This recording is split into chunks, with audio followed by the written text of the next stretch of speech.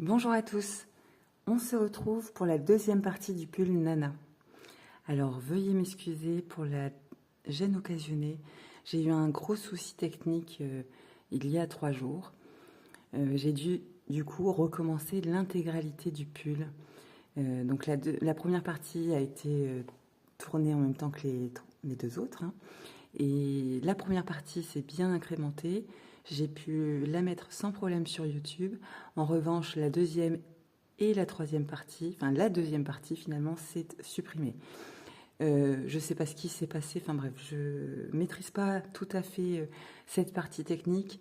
Ça va être des sujets qui sont encore très délicats pour moi. Je suis vraiment désolée parce que dans l'objectif du programme de ma chaîne, des tutos comme ceci, c'est-à-dire moins d'1 heure, 1h15, 1h30 maximum, sur des projets de pulls, de vêtements, d'accessoires, etc. C'est une vidéo égale un tuto. Vous voyez, je veux qu'à la fin de la vidéo, à la fin du tuto, vous ayez un modèle fini. Malheureusement, je n'ai pas réussi à le faire. Et en plus de ça, deuxième poisse, j'ai eu ma partie 2 qui s'est supprimée, effacée, je ne sais pas bien. Je fais en sorte que ça n'arrive plus. Voilà, si ça peut vous rassurer. Et de mon côté, je me suis rassurée en me disant que vous alliez comprendre et avoir de l'empathie là-dessus. De toute façon, c'était une chaîne toute récente, donc je tâtonne beaucoup sur la partie technique. À ce sujet, pensez à regarder la vidéo d'hier que j'ai nommée, j'ai trouvé le titre Vlog, un bout doré. Parce que je parle beaucoup de choses de moi, que je ne reparlerai pas d'ailleurs. Donc j'ai ouvert un sujet que j'ai clôturé dans la vidéo d'ailleurs. Donc je vous invite à l'écouter. Ça peut peut-être vous donner envie de me suivre, de me faire confiance dans l'accompagnement que je peux vous apporter. En tout cas, n'hésitez pas à vous abonner, n'hésitez pas à me suivre, il y a beaucoup de projets à venir. Et je le répète, ça n'arrivera plus. Vous allez avoir la deuxième et troisième partie très rapidement. D'accord ? Alors, dans l'intervalle, comme j'ai eu ce souci technique, je me suis renseignée encore plus en profondeur sur les fonctionnalités de la chaîne YouTube. Et de ce fait, pour vous repérer dans les vidéos d'aujourd'hui et pour les prochaines, j'ai déjà commencé sur les dernières, je vous invite à cliquer sur la barre d'infos. Vous avez la petite description, vous savez, où je présente les grandes lignes de la vidéo. Et en dessous, vous avez une petite rubrique qui s'appelle pour mieux se repérer ou chapitre. D'accord ? À l'intérieur, n'hésitez pas à cliquer sur les différents items qui vous intéressent. Ça peut vous être utile si par exemple vous souhaitez passer directement à tel ou tel chapitre, ou revenir à un chapitre précédent. Vous me direz en commentaire si cela est vraiment utile pour vous, parce que ça me prend beaucoup de temps. Donc si ça ne l'est pas forcément très utile pour vous, n'hésitez pas à me le faire savoir, je passerai plus de temps sur d'autres tutos. D'accord ? Voilà. Alors, nous reprenons notre projet Pull Nana. Donc, c'est simple. À la fin de la première vidéo, de la première partie, nous avions... Je vais reprendre mon cahier peut-être. Je décale ma mascotte. Voilà. Nous étions arrivés à cet endroit-là, juste avant la création de l'encolure. D'accord ? Mon souhait, souvenez-vous, d'ailleurs j'ai encore perdu mon équerre pour vous dire que c'est un scandale chez moi. Je perds toujours mon aiguille et mon équerre. C'est pourquoi, je ne sais pas. Pourtant, une équerre, c'est quand même relativement grand. Bref, passons, c'est qu'un détail. Donc, j'ai sorti le vieux maître ruban qui fait l'affaire aussi. Et nous étions arrivés, voilà, à l'encolure. Et mon objectif, c'était que mon col ne soit pas un col équerre. Vous voyez que ça tombe pas comme ça, droit, des angles droits. Je voulais qu'il soit légèrement arrondi, pas trop creusé, pour que ça soit vraiment au goût de ma fille. D'accord ? Adapter le modèle au goût de l'enfant, au goût des parents.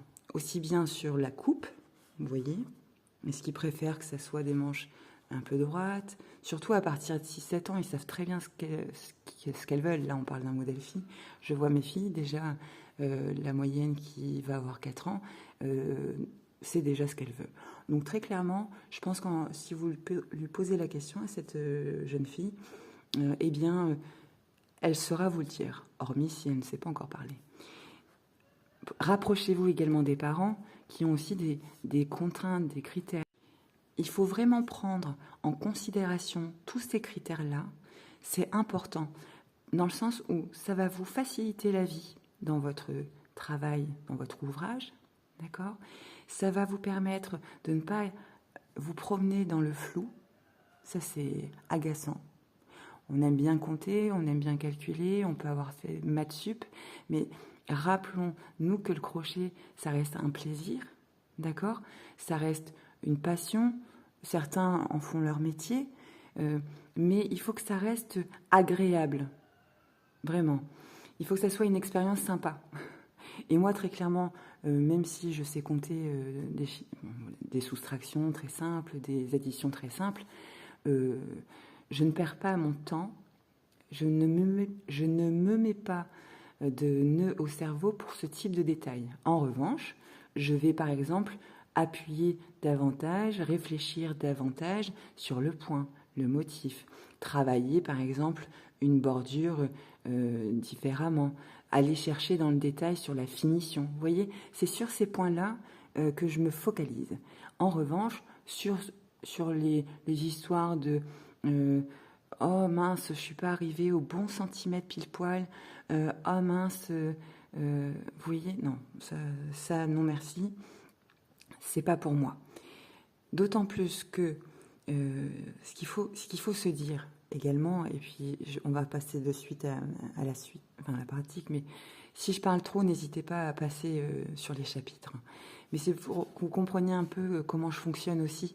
C'est important, on ne se connaît pas, vous ne savez pas comment je travaille, donc c'est important que vous compreniez un peu ma structure, si je puis dire.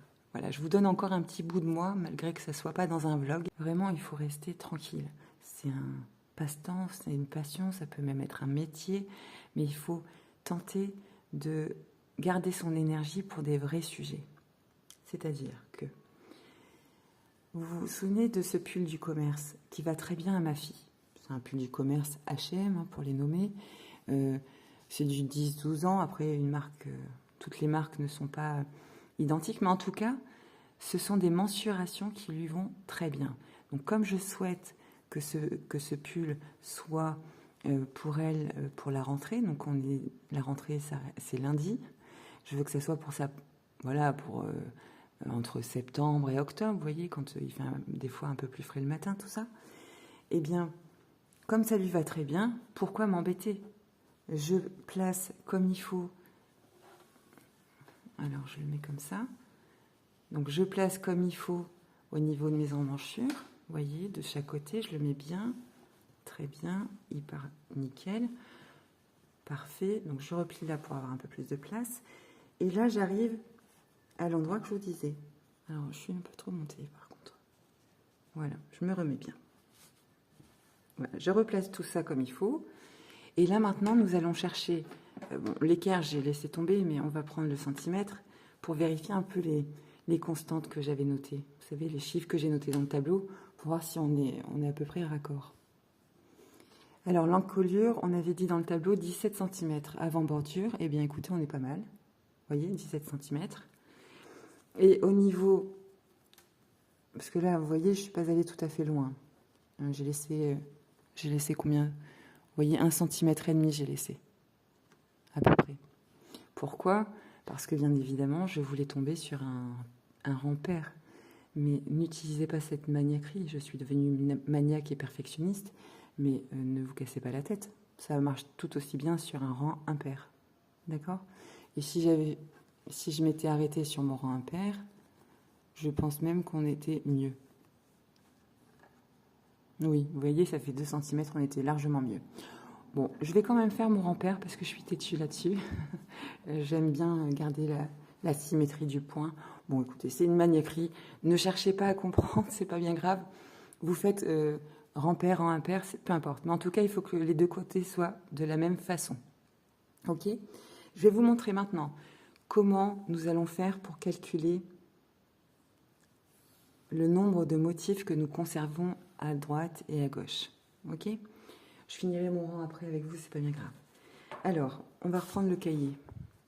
Maintenant, c'est le stylo que j'ai perdu. C'est génial. Bon.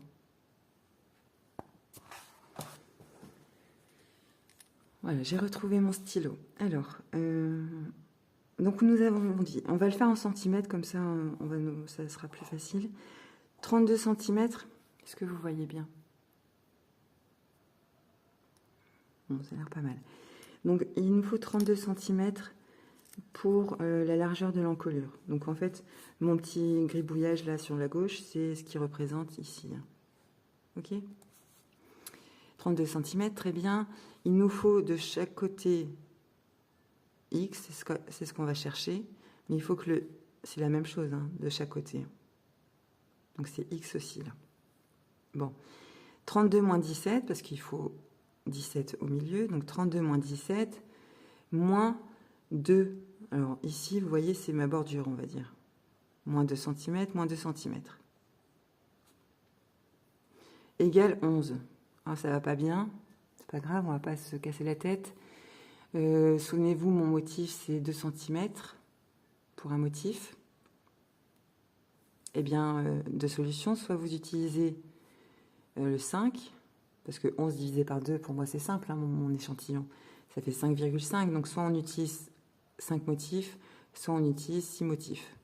Bon, pour ma part, je vais prendre 5 motifs, parce que des fois, ça s'étire un petit peu, parce que si j'ai changé d'avis en cours de route et que je veux faire une bordure de 2,5 au lieu de 2 cm, ou bon, vous voyez, eh bien, je vais me garder une petite marge de sécurité, je vais descendre sur 5 motifs.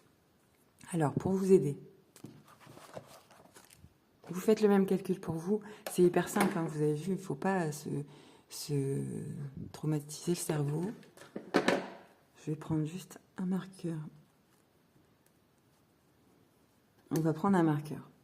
Bon, ça c'est vraiment gadget, hein, le marqueur, parce que très clairement, les motifs, maintenant que vous connaissez le point et que vous avez avancé comme il faut dans le pull, on les voit très clairement. Très très clairement. Alors là, je vais lever un peu le motif pour que vous voyez encore mieux, mais vous voyez, c'est hyper simple à regarder. Donc si je regarde ici, 1, 2, 3, 4, 5. Donc juste entre le 5e et le 6e, j'ai positionné mon marqueur. Parce qu'on va faire 5 motifs pleins, souvenez-vous. D'accord? Voilà. Je vais faire la même chose de l'autre côté, mais avant, je vais finir mon rang quand même. Alors, je vous reprends dès que j'ai fini. Voilà, je suis arrivée à mon dernier motif, donc je le fais comme d'habitude, hein. On ne change pas. Et n'oubliez pas, c'est le crochet 6 qu'on prend, on est encore sur le corps. Le 5,5, j'utilise uniquement pour les bordures. D'accord? Je vais vous avancer un petit peu. Voilà.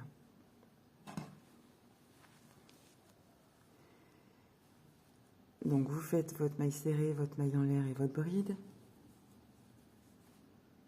Puis vous piquez dans la dernière maille en l'air en restant bien souple, souvenez-vous.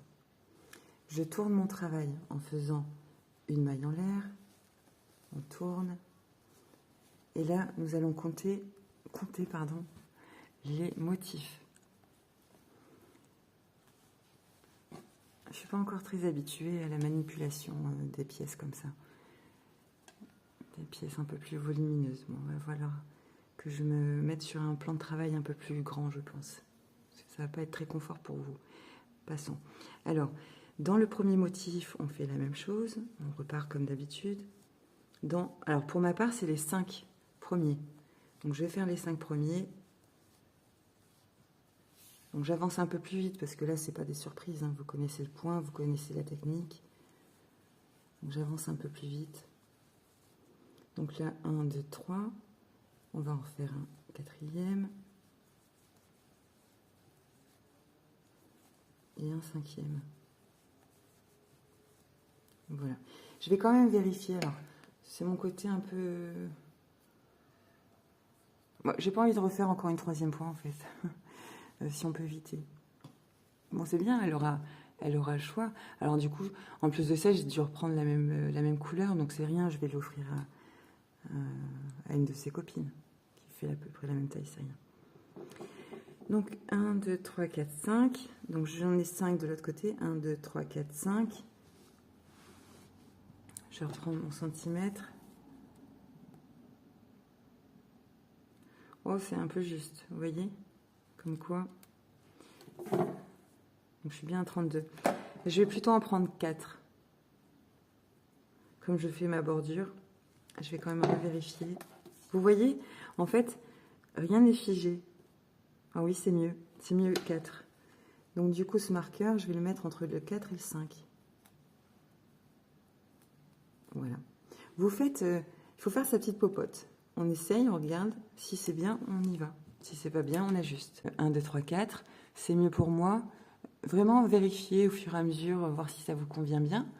Et là, on va faire le même exercice que lors de l'emmanchure. C'est-à-dire que pour revenir à la normale du motif, nous allons piquer entre la maille serrée et la bride. Vous savez, dans le trou qui ressemble à rien en fait, hein, c'est ni une maille ni rien, c'est juste un espace qui se crée avec le motif.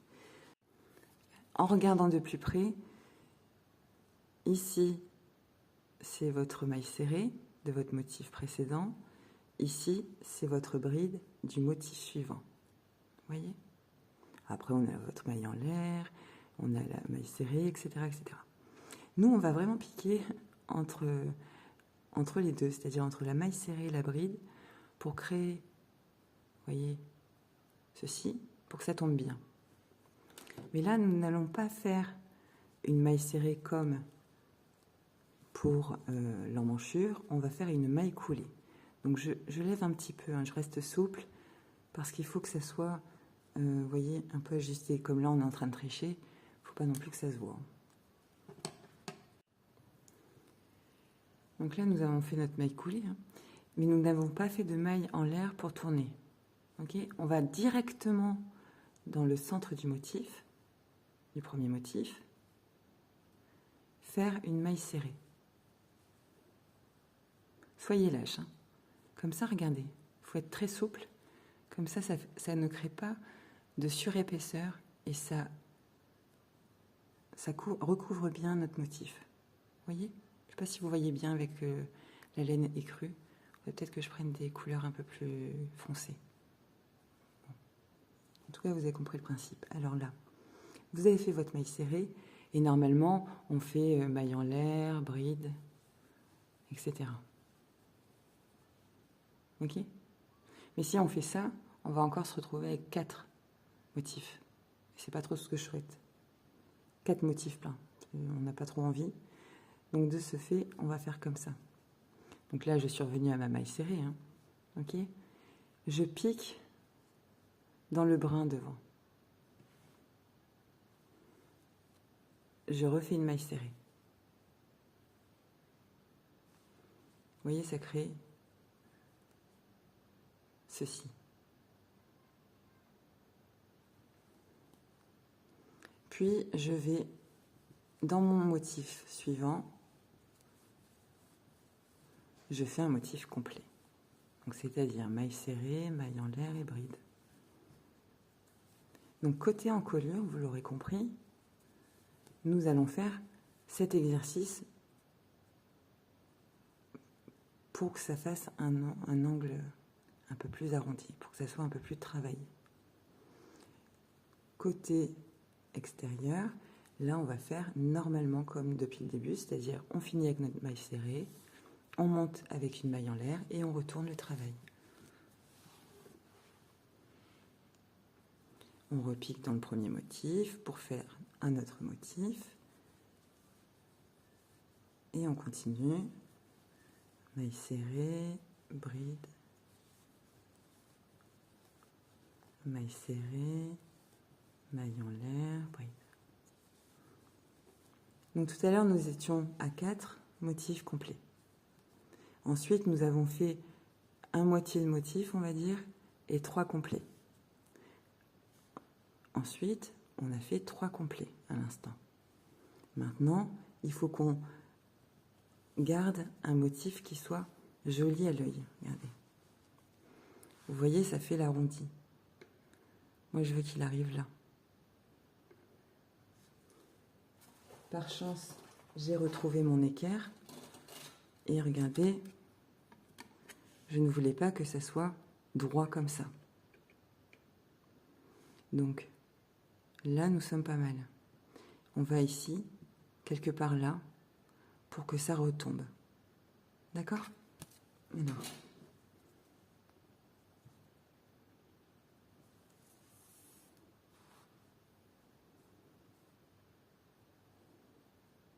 Donc, regardez. Je vais rezoomer un petit peu. C'est important, c'est des... Quand on n'a pas l'habitude, c'est important de prendre le temps, regardez. Là, je viens de faire mon motif, mon troisième motif, dans ma maille en l'air du rang précédent. À côté, vous avez votre maille serrée du motif précédent. Okay? Là, vous avez votre espèce de bride. En fait, c'est une bride que je retravaille comme ça. Si vous me suivez, par exemple, dans le top Josie, ou dans les autres d'ailleurs, dans les autres motifs, c'est une astuce que je vous ai apportée, mais c'est aussi mon truc à moi. Par exemple, Mamie Crochet, elle va utiliser une autre technique. Bon, c'est une petite astuce Aurélie, appelons-la comme ça, mais c'est une astuce que moi, personnellement, j'aime bien au niveau du rendu de la finition, mais que peut-être vous préférez une autre astuce. Par exemple, Mamie Crochet, que certainement vous connaissez, que j'apprécie beaucoup, vous l'aurez compris, eh bien, son astuce à elle, sa petite maniaquerie, disons, comme ça qu'elle a appris peut-être même, eh bien, en début de rang, quand elle doit faire une bride, elle a tendance à faire 2 mailles en l'air, et au lieu de sauter cette maille pour faire la bride dans la maille suivante, elle va piquer dans ces 2 mailles en l'air pour faire une bride. Elle part du principe que pour elle, c'est plus joli, c'est comment dire, c'est plus résistant, la bordure est plus droite. Ben, vous voyez, on a chacune nos petites manies. Peut-être même que vous faites encore différemment, et n'hésitez pas à m'en parler en commentaire. Je serais ravie de tester votre technique. Eh bien, on a dit qu'on voulait piquer quelque part là. Eh bien, c'est simple, je vais faire le même principe. Je vais entre ma maille serrée et mon espèce de gris-gris de bride, là, ma maille serrée sur ma maille serrée, et je vais piquer à l'intérieur. Alors là, vous êtes hyper souple. Hein. Regardez, j'ai pris de la hauteur à fond. Regardez. Vous voyez? Bon, on ne va pas jusqu'au plafond non plus. Hein. Faut être raisonnable. Mais il faut pas serrer comme ça, sinon ça va être tout détendu. Ça va être tout serré, ça va pas être beau. Donc on va à la hauteur de notre travail. Et on fait notre maille en l'air. C'est-à-dire notre maille coulée, pardon. D'accord? Et là, on est parti du principe qu'il ne fallait pas se casser le cerveau. Et bien c'est tout à fait ça. On a un modèle du commerce qui va bien, ma fille. N'hésitez pas à prendre un modèle du commerce ou un modèle que vous avez déjà crocheté, qui est à peu près d'une coupe similaire, qui est à peu près la bonne taille pour l'enfant, vous voyez. Et puis vous faites le test, tout simplement. Il faut s'aider, il faut se laisser guider. Et ben, quand il y a un truc qui marche, on y va. Alors regardez, je vais essayer de bien me remettre. Je vous dis, je ne suis pas encore bien à l'aise là-dessus sur la manipulation avec la caméra. Ça va venir, je suis confiante. N'oubliez pas qu'on a notre bordure de 2 cm hein, pour mon cas. Donc c'est pour ça que vous avez l'impression que c'est absolument pas du tout ajusté, mais si, moi je dis que c'est pas mal. On est très bien. Regardez, je suis pas tout à fait bien mise. Là. Bon, je vais me mettre. Donc là, 2 cm, là on est sur 2 cm. Donc il nous manque 3 cm pour la partie haute. Et là, 2 cm.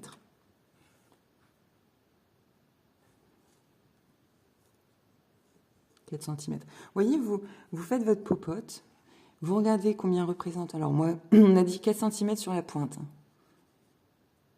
Sur la pointe, mais j'ai mon motif de 2 cm. Donc vous voyez, on va faire un pile poil dedans. 3. Je ne vais pas aller plus haut. 2,5 même. Je vais voir. Bon, et bien vous faites votre popote. Vous regardez sur votre motif combien ça représente de rangs. 1, 2, 3. Eh bien, je vais faire 3 rangs. Voilà, je vais faire 3 rangs comme ça. Et là, vous faites droit. On repart sur les bases de tout à l'heure.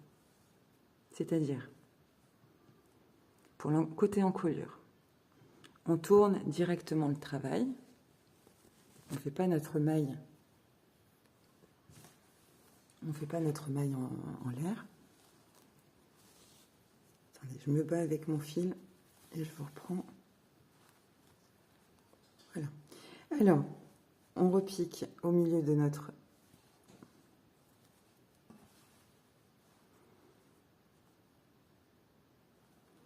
Nous repiquons directement au milieu de notre motif en faisant notre maille serrée. On reste bien souple. Vous voyez? Alors, vu comme ça paraît un peu biscornu, mais tout va bien, je vous le dis. Et nous allons faire notre motif classique. Donc, j'ai 3 motifs pleins à faire. 1, 2 et 3. Étant donné que ça va très vite à faire 3 motifs, eh bien, je vais rester avec vous jusqu'à la fin. J'ai que 2 rangs à faire encore maintenant. C'est ridicule de couper pour si peu. Mettez-moi de côté si besoin ou passez au chapitre suivant.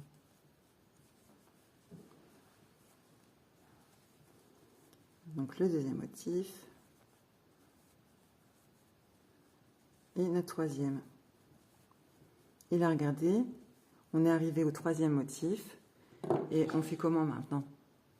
On pique où pour avoir le côté comme ça? Eh bien, on va piquer ici. Vous voyez?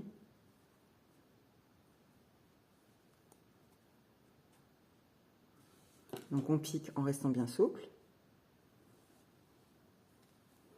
Et on va faire une maille serrée pour le coup, parce qu'on repart sur un droit. Ok? On retourne notre travail. On fait notre premier motif.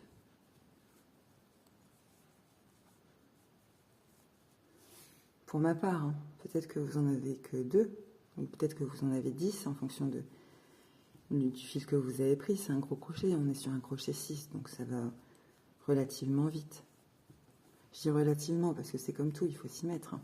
Surtout quand vous faites la deuxième partie 2 fois, et donc j'ai dû faire la 3e partie également 2 fois, puisque mes finitions étaient faites sur l'autre pull. Je n'allais pas décrocheter toutes mes finitions alors que j'avais rentré les fils, fait toutes les finitions pour vous faire la vidéo. C'était complètement ridicule. J'ai préféré carrément tout recommencer. Ok? C'est pour ça que c'était un petit peu long. Donc on retourne normalement. Alors, je ne sais pas si vous avez fait attention quand j'ai mis le modèle en dessous. Sur les pulls du commerce, mais même sur les patrons, par exemple dans la bibliothèque de Drop Design, Garn Studio, c'est très enrichissant. Il y a beaucoup de modèles si vous souhaitez regarder. Peut-être que vous connaissez déjà d'ailleurs. Eh bien, souvent, c'est souvent des modèles tricot d'ailleurs. Il y a une espèce de petite pente comme ça. Vous voyez? Voilà. Si vous souhaitez, vous pouvez la faire. Vous utilisez le même principe et vous la faites.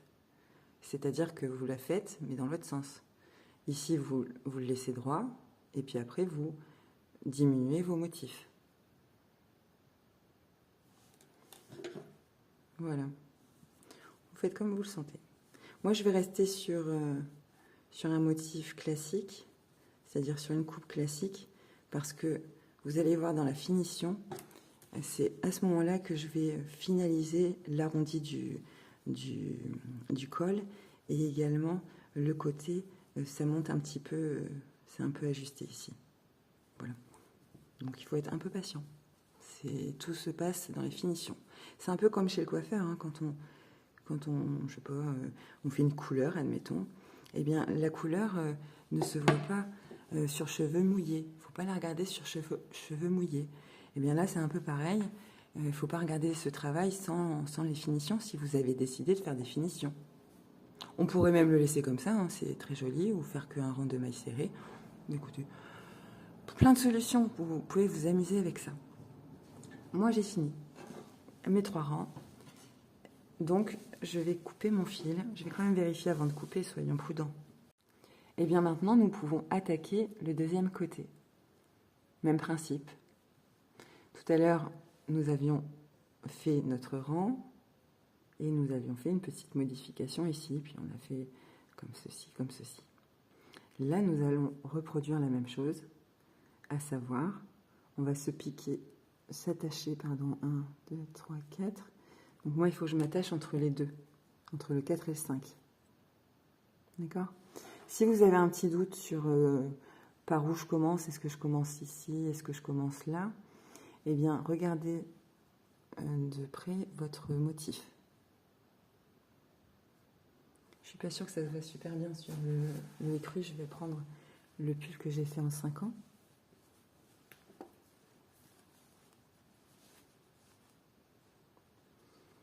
Voilà. Si vous regardez votre motif, vous avez... Bon, je vais écarter un petit peu pour que vous voyez, mais il y a des brides, il y a des mailles serrées, et il faut regarder le point. Regardez. Si je prends comme ça, on verra peut-être mieux. Là c'est une bride à l'endroit. Là, c'est une maille serrée à l'envers. Là, c'est une maille serrée, une bride à l'endroit, une maille serrée à l'envers, etc., etc. Là, vous voyez, c'est votre motif. Il y a... Bon, en fait, vous regardez comment est votre motif, si vous ne voulez pas vous repérer avec le fil. Admettons que vous êtes prévoyant et vous anticipez pour entrer les fils, vous n'avez plus votre fil. Eh bien, vous regardez votre motif. Moi, ça m'arrive jamais, ça. Je fais tout à la fin et c'est souvent problématique parce que il y a 80% de ce qui m'était destiné qui sont atterris dans le bac 60 litres en question, dans le vlog qui parle de ça, de ma bonne résolution, de ma bonne première résolution. Et je m'y tiens d'ailleurs. Bon, c'est que le premier mois, hein, attention, on va pas s'enflammer non plus. Hein. Donc allez, on se pique, on s'attache. Pour s'attacher, soit vous faites un nœud, soit vous faites une maille en l'air, comme vous voulez. Vous profitez pour faire rentrer votre fil, ça vous évitera un filant à rentrer. Donc pour ça, vous le glissez, donc moi j'ajuste bien. Vous le glissez à l'intérieur, voilà, comme ça, vous le tenez avec vos mains. Regardez. Donc vous faites, souvenez-vous, il faut qu'on fasse notre petit gris-gris là. Donc nous allons faire une maille serrée, notre petit gris-gris pour prendre un peu de hauteur, vous voyez, on ajuste un petit peu et on passe au motif suivant. Et en route. Voilà. Et on y va. Donc là, j'ai rentré sur 2 motifs parce que ensuite je vais le tisser sur un peu plus en hauteur. Vous voyez, je vais faire des allers-retours parce que ça reste un pull enfant qui sera souvent lavé par mes soins. Et très clairement, j'aime bien quand j'ai pas besoin de repasser 10 fois pour rentrer mes fils à chaque lavage, par exemple. Donc j'essaye de bien les tisser, vous voyez, de bien prendre le temps de les tisser pour éviter cette surcharge à la fin. Donc, bon. Maille serrée, maille en l'air bride. Donc ça, tout va bien. On arrive sur notre dernier motif. On le fait totalement, souvenez-vous, hein, sur les parties extérieures. On reste droite. Et hop. On ajuste un peu, on reste souple. On tourne le travail. Et on va travailler maintenant plus que 3 motifs. 1, 2 et 3. Celui-là, on va le zapper. Donc nous allons faire nos 3 motifs ensemble, ça va relativement vite. 1, 2 et 3. Et là, nous arrivons ici, comme même principe que de l'autre côté. On va se mettre entre les deux, entre la maille serrée et puis l'espèce de gris-gris qu'on a fait avec notre maille serrée sur une maille serrée. Et on va faire notre maille coulée. Mais alors, très souple. Voilà. On est souple, on est souple. Et là, nous avons 1, 2, 3 motifs. Et nous allons piquer directement dans le motif en prenant de la hauteur hein, pour que ça soit voilà, tranquille. Ça, il n'y a pas de surépaisseur. On vérifie quand même. Donc là, je sens le petit nœud parce que j'ai pas suffisamment de tiré. Il est où? Voilà. Voilà, là, c'est bon. Je sentais le petit nœud ici. Donc là, on est bon. Si vous sentez le petit nœud, n'hésitez pas à tirer sur votre bout de fil et ensuite vous replacez comme il faut. D'accord. Donc j'en suis à maille serrée, maille en l'air, bride dans chaque motif. On y va. Et voilà.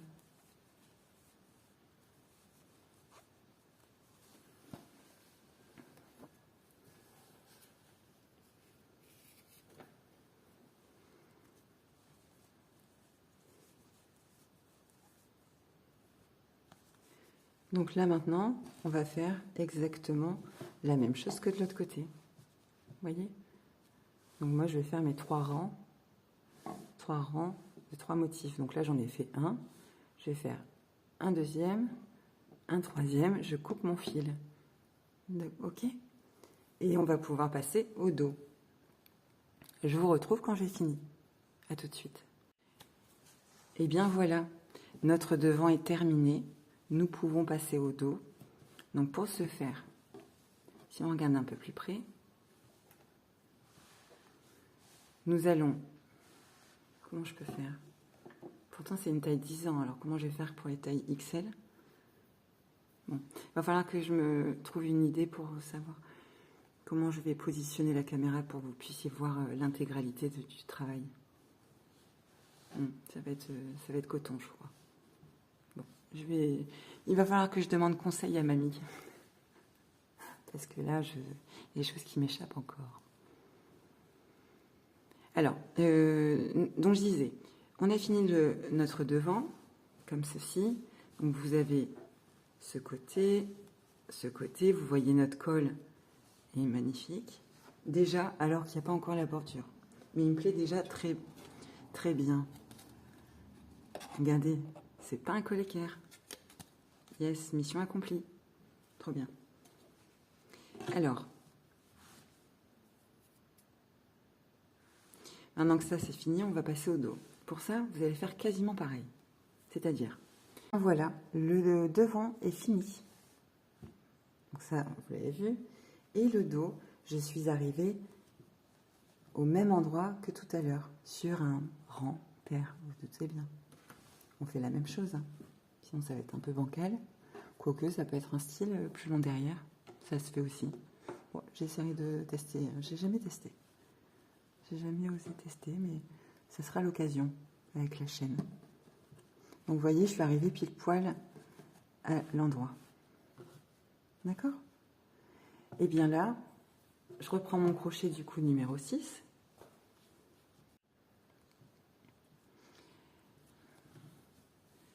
Je suis arrivée exactement à la fin de mon rang pair. La même hauteur que mon devant. Regardez. J'ai mis en emmanchure ici et j'ai fait mes 9 cm et demi à peu près. Et là, nous allons travailler un rang supplémentaire. Tout simplement parce que le dos, le col du dos, il est plus haut. Alors, on va faire un rang supplémentaire et on va regarder sur notre modèle du commerce comment ça tombe. Est-ce qu'on peut en refaire un? Ça m'arrangerait parce que j'aime pas les rangs impairs, mais c'est pas bien grave, hein, on va faire comme si. On peut pas contenter le devant et le dos. Je préfère que le devant soit magnifique. Et que le dos, allez, il sera toujours magnifique, mais bon, moi je sais qu'il sera sur un rang impair. Et ça me plaît pas trop. Donc je continue, je vous retrouve à la fin de mon rang. Je suis arrivée à la fin de mon rang, donc mon dernier motif est ici. Il faut que je fasse ma maille en l'air, enfin ma maille serrée, pardon, et puis ma maille en l'air. Mais avant ça, je veux vérifier sur mon modèle de commerce comment ça tombe, parce que j'aime bien quand même que ça soit cohérent. Vous voyez, il y a une petite différence. Hein. Il y a peut-être moyen que je fasse un deuxième rang, c'est trop bien ça. Comme ça, je tomberai sur mon rang pair. Bon, je vais quand même vérifier.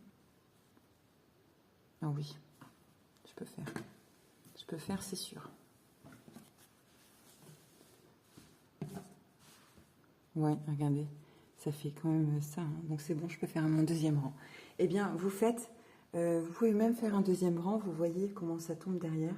Moi, pour ma part, je vais faire un deuxième rang de la même façon. C'est-à-dire que je fais ma maille serrée en fin de rang, ma maille en l'air et je repars sur un motif, dans un motif et toujours la même séquence.